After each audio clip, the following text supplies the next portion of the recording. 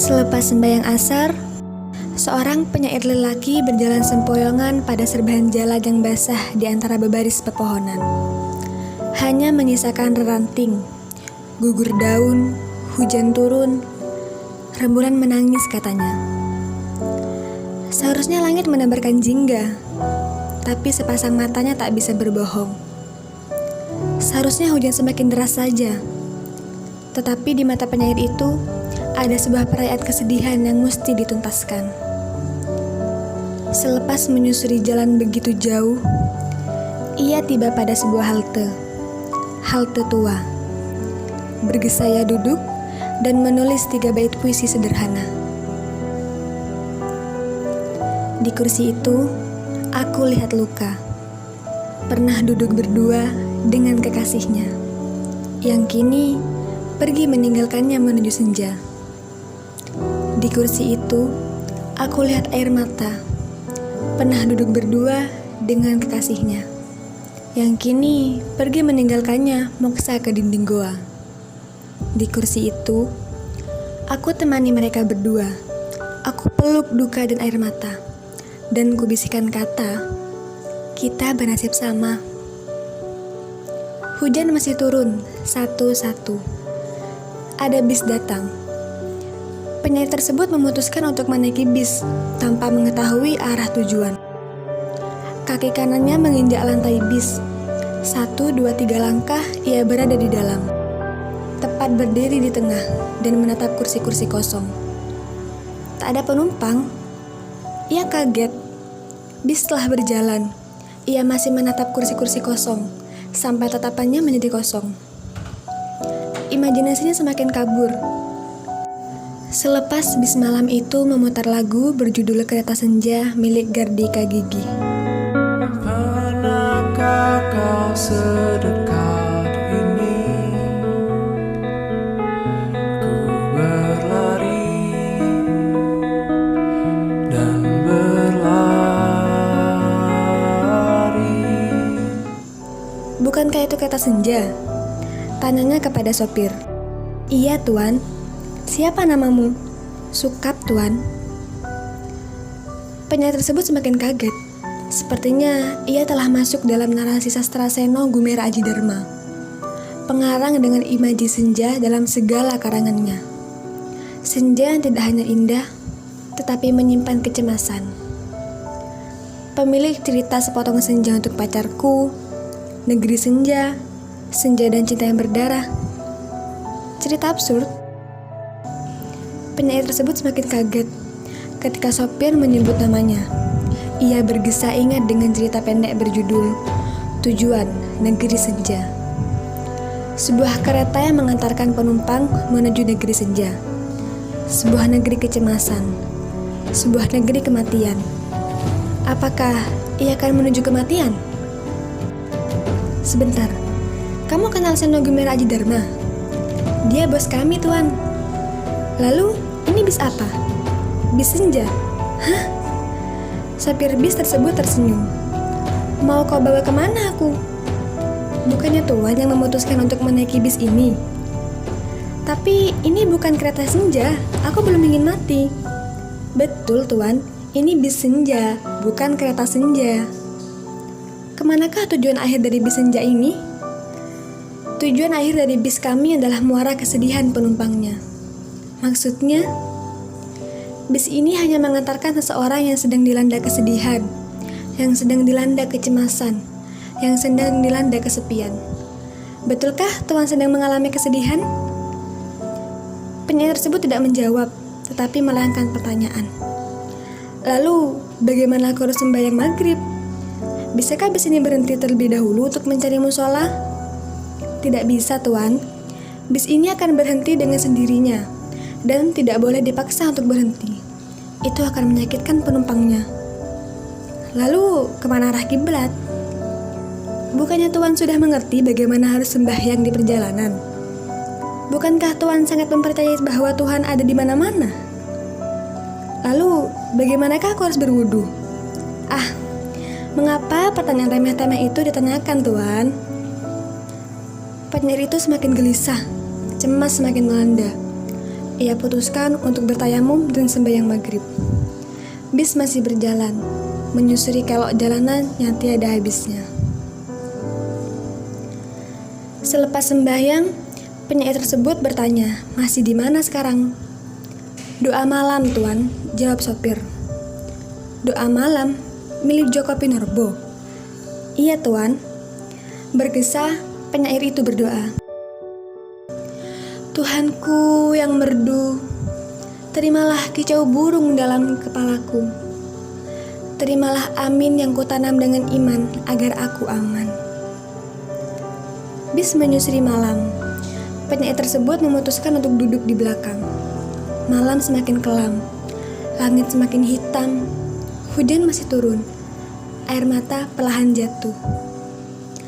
Di segigil pagi lelaki itu menulis puisi. Barangkali lelaki yang gagah pada selembar pagi adalah ia yang tenggelam sepanjang malam dalam banjir dan gerimis air matanya. Perlahan ia menuju sopir, sembari melihat keluar. Hujan masih jatuh satu-satu. Sampai mana? Telaga kesepian, Tuan. Adakah yang lebih sepi selain menjadi manusia yang tak terpahami? Kamu kenal Halim Bahris? Sepertinya jawabannya sudah Tuan ketahui. Adakah hujan yang lebih tabah dari hujan bulan Juni? Kamu kenal Sapardi? Lagi-lagi Tuan bertanya dengan jawaban yang Tuan lebih tahu. Aku tidak sedang bertanya padamu, Sukap. Aku hanya sedang rindu.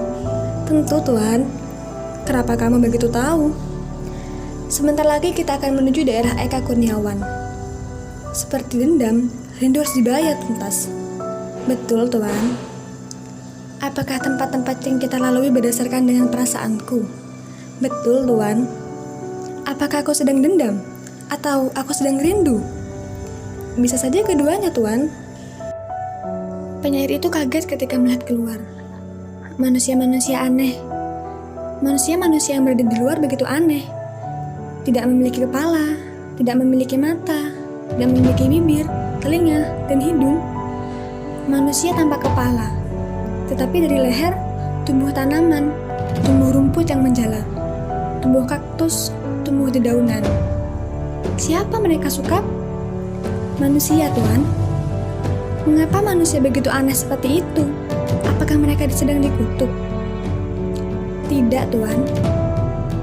Itulah manusia dengan penuh perasaan, yang lebih dari sekedar topeng. Maksudnya dari sekedar topeng? Apakah karena sudah memiliki bermacam-macam topeng, sampai kehilangan kepalanya? Apakah mereka sedang dilanda kecemasan? Iya, Tuan. Mereka sedang merayakan kesedihan, merayakan kecemasan, tentu dengan kadar kebahagiaan masing-masing. Lalu, kadang mereka juga berpura-pura, Tuan. Cerdik sekali, penuh kepalsuan, penuh keabsurdan. Lalu, seringkali mereka juga memiliki intrik-intrik aneh, senyuman-senyuman palsu. Apakah mereka iblis? Anda adalah penumpang ke-99 yang menyampaikan demikian ketika sampai di sini. Lalu, dan biasanya kita akan segera sampai. Apakah muara perasaanku di sini? Apakah aku akan menjadi seperti mereka, Sukap? Itu sebuah pilihan, Tuan. Aku masih belajar menjadi manusia, Sukap. Lalu, jika aku ditakdirkan harus hidup di antara iblis-iblis, apakah aku harus menjadi iblis juga? Tidak, Tuan. Jadilah malaikat. Maksudnya, ya, kadang malaikat Mikail, kadang juga malaikat Israel, jawab Sukap dengan sedikit tertawa. Penyair itu bingung. Ia baru saja belajar menjadi manusia, belajar cara berdoa yang tulus, belajar senyum yang teduh, seperti puisinya. Senyuman adalah obat paling ampuh untuk menahan air mata agar tidak runtuh. Tetapi harus bertemu dengan iblis-iblis. Kita sudah berjalan berapa jauh? Sangat jauh, Tuan. Di bis senja seperti ini, semalam bisa setahun dalam dunia luar. Berarti kita sedang berjalan berbulan-bulan, bahkan bertahun-tahun. Betul, Tuan. Lalu, kenapa aku selalu menyaksikan manusia-manusia tanpa kepala, yang dari lehernya tumbuh tanaman seperti itu? Berarti sudah banyak iblis, Tuan. Kapan aku akan sampai? Sebentar lagi, Tuan tidurlah sejenak. Istirahatlah, istirahatlah. Kata-kata istirahatlah air mata. Penyair itu semakin gelisah. Tubuhnya harus terpaksa diistirahatkan. Tetapi matanya perlahan terpejam. Air matanya harus segera diberhentikan. Tetapi hujan tidak lekas reda. Begitu juga dengan rindunya. Sebuah rindu yang cukup dalam. Ya, penyair itu sedang dilanda kerinduan yang brutal. Rindu yang paling rindu dalam sejarah rindu yang paling rindu. Akhirnya, penyair yang masih belajar menjadi manusia tersebut harus sampai pada takdir yang mencemaskan. Apakah rindunya akan bergeser reda? Apakah ia akan menjadi iblis? Apakah kepalanya akan hilang? Apakah dari lehernya akan ditumbuhi tanaman? Berpuluh-puluh pertanyaan telah bermunculan di kepalanya. Tuan, kita telah sampai. Tuan, kita telah sampai.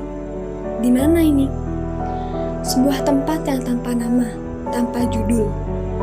Judulnya nanti setelah rindu reda, Tuan. Penyair melihat keluar. Sebuah pantai dengan ombak yang kecil. Tapi sepi. Tak ada manusia, tak ada perahu, tak ada apa-apa. Hanya satu benda tersisa. Gamelan.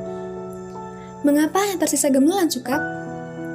Turunlah, Tuan akan bergesa mendapat jawabannya. Dan saya pamit untuk segera pergi, Tuan. Baik, terima kasih, Sukap. Penyair turun. Ia menampakkan kaki pada pasir. Ia berjalan perlahan menuju gamelan. Ia memutuskan untuk duduk. Ia pegang alat pemukul gamelan dan bergesa secara amat perlahan. Matanya hilang. Hidungnya hilang. Bibirnya hilang. Kepalanya hilang. Kepala penyair itu hilang. Iya, penyair itu kini tanpa kepala seperti manusia-manusia yang ia lihat sebelumnya. Bergesa tumbuh tanaman menjalar, menjalari tubuhnya. Tanaman itu bergesa melilit alat pemukul gamelan. Tetapi dalam hati, penyair itu masih bisa berpuisi. Gamelan ini masih menjadi pertanda. Aku harus tetap mencari ilmu sampai tuntas. Karena gamelan adalah Gusti Allah maringi emut lakonono ajaran Nabi. Ujarnya dalam hati tanpa bibir lagi. Bergesa ia berpuisi tanpa bibir. Ia berpuisi dalam hatinya. Bukan karena sepi aku merindukanmu, tetapi karena merindukanmu aku jadi sepi. Seperti halnya dendam, rindu harus dibayar tuntas. Seperti halnya Islam, ilmu harus dipelajari tuntas. Dan aku sedang rindu serindu-rindunya. Bukan kepada kekasih, bukan kepada semua orang, bukan kepada apapun, bukan kepada apa-apa. Aku sedang rindu dengan diriku sendiri. Aku sedang rindu dengan diriku sendiri. Di sebuah kamar tidur, seorang ibu mengantar segelas kopi untuk lelaki, anak pertama kesayangannya. Ibu lihat anak pertamanya itu duduk menghadap laptop. Tetapi kepala anak itu hilang, tumbuhan tanaman dari leher. Ibu tidak kaget, ibu malah tersenyum. Kamu telah sampai, nak. Kamu telah sampai pada apa yang kamu inginkan. Silakan rayakan kesedihan, seperti puisimu. Kamu minum air sungai yang mengalir dari mata ibumu. Sampai kapanpun, kamu akan hidup dengan air mata ibumu. Tenanglah, sebentar lagi kamu akan bahagia. Sebentar lagi. Ibu letakkan segelas kopi. Ibu keluar, menutup pintu kamar. Hujan turun sangat deras di luar. Lelaki itu tidak akan pernah tahu bahwa ibunya akan menangis jika ia masih bersedih. Beruntungnya, ibu sangat cerdas menyuguhkan senyuman yang paling meneduhkan yang menenangkan di hadapan anaknya. Ya, menyuguhkan kebahagiaan kepada anak lelakinya, penyair kesayangannya. Jember, 18 Januari 2022.